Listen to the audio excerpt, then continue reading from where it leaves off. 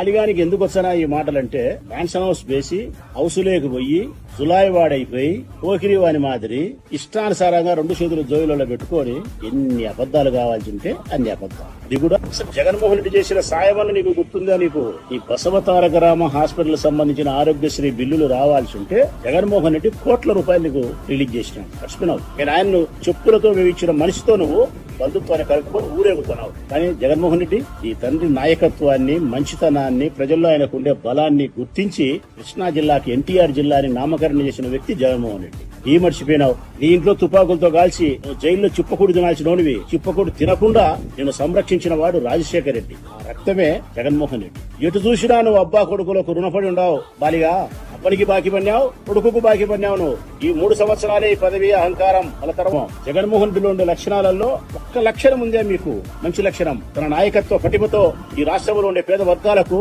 మేలు చేసే నాయకుడు. అట్లా పట్టుకొని సైకోగాడంటావు నువ్వు. జగన్మోహన్ రెడ్డి గారి కాలి కోటిలోని దుమ్ముకు కూడా బాలిగా నువ్వు సమానంగా